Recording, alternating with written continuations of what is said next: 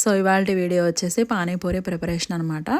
So first అయితే ముందుగా కుక్కర్లో బంగాళదుంప అయితే ఉడికించుకోవాలి. నేనైతే పెద్ద సైజు బంగాళదుంపలు 3 తీసుకొని 2 విజిల్స్ వచ్చేంత వరకు అయితే ఉడికించుకుంటున్నాను. ఎందుకంటే బంగాళదుంప త్వరగానే ఉడికిపోతుంది కదా. ఈ లోపైతే పానీ ప్రిపేర్ చేసేసుకుందామండి. దీనికి మిక్సీలోకి ఫస్ట్ పుదీనా, కొత్తిమీర, ఇంకా పచ్చిమిర్చి, అల్లం వేసుకొని బాగా మెత్తగా గ్రైండ్ చేసుకోవాలండి.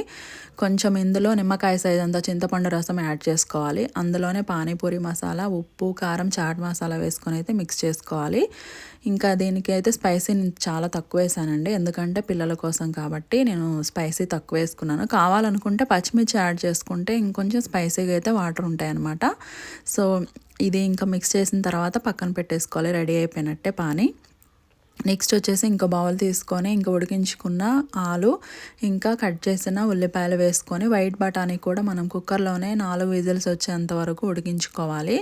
ఎందుకంటే అవి తొందరగా ఉడకవండి. సో ఇలా మెత్తగా అయ్యేంతవరకు ఉడికించుకోవాలి. కొంచెం చల్లారిన తర్వాత ఇందులో కూడా ఇంకా చాట్ మసాలా, ఇంకా పానీపూరి మసాలా, ఉప్పు, కారం అయితే వేసుకొని స్మాష్ చేసుకోవాలి. నేనైతే కొంచెం కారం అయితే తక్కువ వేసాను, పిల్లలు ఎక్కువ తినరు కాబట్టి. సో ఇలా మనం స్మాష్ చేసుకొని పక్కన పెట్టేసుకోవడమే. ఇంకా నెక్స్ట్ వచ్చేసి అయితే ఇంకా పూరి అయితే వేయించుతున్నానండి. సో ఇవాళ వీడియో అయితే ఇది.